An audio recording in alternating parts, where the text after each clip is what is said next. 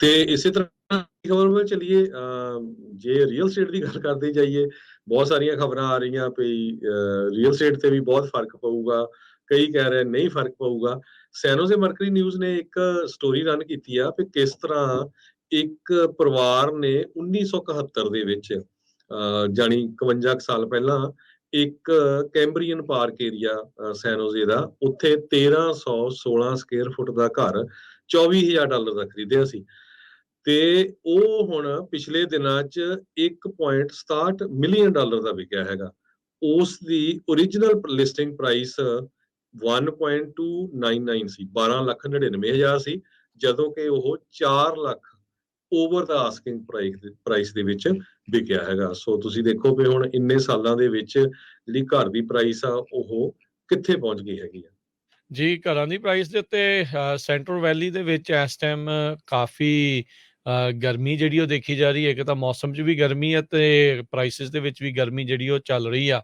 ਫਰੈਜ਼ਨੋ city college ਦੇ ਲਾਗੇ ਜਿਹੜਾ ਹਰਜੋਤ ਸਿੰਘ ਜੀ 2200 ਸਕੁਅਰ ਫੁੱਟ ਦਾ ਇੱਕ ਘਰ ਆ 5.5 ਲੱਖ ਦਾ ਜਿਹੜਾ ਕਹਿੰਦੇ ਆ ਉਹ ਲਿਸਟ ਕੀਤਾ ਗਿਆ। ਸੋ ਕਹਿੰਦੇ ਵੀ ਓਵਰਆਲ ਰੀਅਲ estate ਫੋਰਕਾਸਟ ਫਰੈਜ਼ਨੋ ਇਲਾਕੇ ਦੇ ਵਿੱਚ ਇਰਦ ਗਿਰਦ ਉਹ ਕਾਫੀ ਤਿੱਖੀ ਜਿਹੜੀ ਉਹ ਨਜ਼ਰ ਆ ਰਹੀ ਹੈਗੀ ਆ। ਕਹਿੰਦੇ ਵੀ ਫਰੈਜ਼ਨੋ ਦੀ ਮੀਡੀਅਨ ਪ੍ਰਾਈਸ ਘਰ ਦੀ ਜਿਹੜੇ ਇੱਥੋਂ ਦੇ ਐਸੋਸੀਏਸ਼ਨ ਹੈਗੀ ਰਿਐਲਿਟਰਸ ਦੀ, ਉਹ ਕਹਿੰਦੇ ਆ ਵੀ 4,28,000 ਦੱਸੀ ਜਾ ਰਹੀ ਹੈ। ਤੇ ਉਧਰ ਕਲੋਵਿਸ ਦੇ ਵਿੱਚ ਨਾਲ ਦਾ ਜਿਹੜਾ ਸ਼ਹਿਰ ਆ ਉੱਥੇ 5,66,000 ਜਿਹੜੀ ਉਹ ਦੱਸੀ ਜਾ ਰਹੀ ਆ। ਪਰ ਇਹਨਾਂ ਦੇ ਜਿਹੜੇ ਪ੍ਰੈਜ਼ੀਡੈਂਟ ਇਲੈਕਟ ਬ੍ਰਾਇਨ ਡੋਮਿੰਗਸ, ਉਹਨਾਂ ਨੇ ਕਿਹਾ ਵੀ ਲੱਗ ਇਹੀ ਰਿਹਾ ਆ ਵੀ ਆਪਾਂ ਨੂੰ ਹਾਊਸਿੰਗ ਦੀ ਸਟੇਬਲ ਮਾਰਕੀਟ ਵੱਲ ਨੂੰ ਹੌਲੀ ਹੌਲੀ ਆਪਾਂ ਵੱਧ ਰਹੇ ਹੈਗੇ ਆ। ਸੋ ਕਹਿੰਦੇ ਵੀ ਐਪਰੀਸੀਏਸ਼ਨ ਸਟੈਂਡ ਪੁਆਇੰਟ ਤੋਂ ਦੇਖਿਆ ਜਾਵੇ ਵੀ ਕਹਿੰਦੇ ਵੀ ਹੌਲੀ ਹੌਲੀ ਇਹ ਹੁਣ ਕੂਲ ਡਾਊਨ ਹੋ ਰਹੀ ਹੈਗੀ ਆ।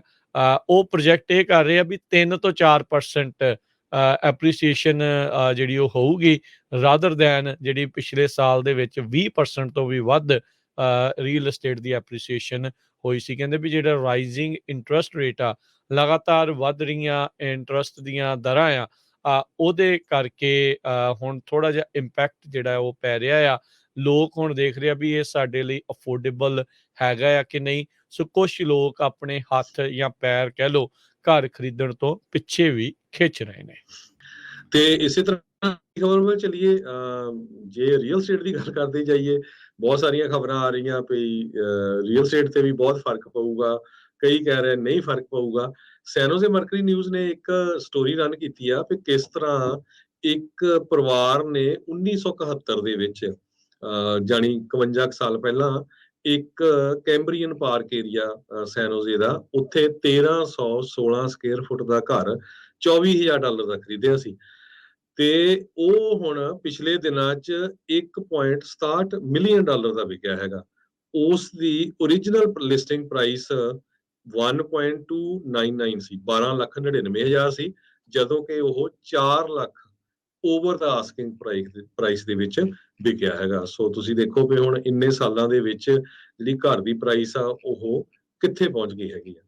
ਜੀ, ਘਰਾਂ ਦੀ ਪ੍ਰਾਈਸ ਦੇ ਉੱਤੇ ਸੈਂਟਰਲ ਵੈਲੀ ਦੇ ਵਿੱਚ ਇਸ ਟਾਈਮ ਕਾਫੀ ਗਰਮੀ ਜਿਹੜੀ ਉਹ ਦੇਖੀ ਜਾ ਰਹੀ ਹੈ। ਇੱਕ ਤਾਂ ਮੌਸਮ 'ਚ ਵੀ ਗਰਮੀ ਹੈ ਤੇ ਪ੍ਰਾਈਸਿਸ ਦੇ ਵਿੱਚ ਵੀ ਗਰਮੀ ਜਿਹੜੀ ਉਹ ਚੱਲ ਰਹੀ ਆ।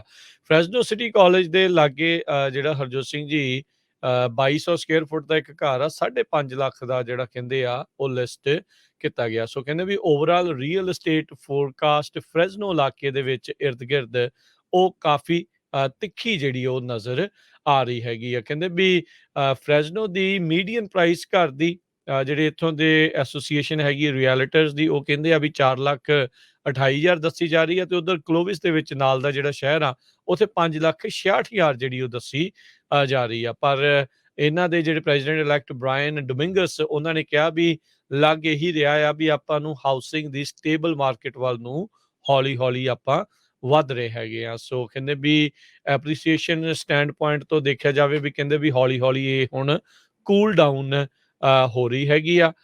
ਉਹ ਪ੍ਰੋਜੈਕਟ ਇਹ ਕਰ ਰਹੇ ਆ ਵੀ 3 ਤੋਂ 4% ਐਪਰੀਸੀਏਸ਼ਨ ਜਿਹੜੀ ਉਹ ਹੋਊਗੀ, ਰਾਦਰ ਦੈਨ ਜਿਹੜੀ ਪਿਛਲੇ ਸਾਲ ਦੇ ਵਿੱਚ 20% ਤੋਂ ਵੀ ਵੱਧ ਰੀਅਲ estate ਦੀ ਐਪਰੀਸੀਏਸ਼ਨ ਹੋਈ ਸੀ। ਕਹਿੰਦੇ ਵੀ ਜਿਹੜਾ ਰਾਈਜ਼ਿੰਗ ਇੰਟਰਸਟ ਰੇਟ ਆ, ਲਗਾਤਾਰ ਵੱਧ ਰਹੀਆਂ ਇੰਟਰਸਟ ਦੀਆਂ ਦਰਾਂ ਆ, ਉਹਦੇ ਕਰਕੇ ਹੁਣ ਥੋੜਾ ਜਿਹਾ ਇੰਪੈਕਟ ਜਿਹੜਾ ਉਹ ਪੈ ਰਿਹਾ ਆ। ਲੋਕ ਹੁਣ ਦੇਖ ਰਹੇ ਆ ਵੀ ਇਹ ਸਾਡੇ ਲਈ ਅਫੋਰਡੇਬਲ ਹੈਗਾ ਆ ਕਿ ਨਹੀਂ। ਸੋ ਕੁਛ ਲੋਕ ਆਪਣੇ ਹੱਥ ਜਾਂ ਪੈਰ ਕਹਿ ਲਓ ਘਰ ਖਰੀਦਣ ਤੋਂ ਪਿੱਛੇ ਵੀ ਖਿੱਚ ਰਹੇ ਨੇ।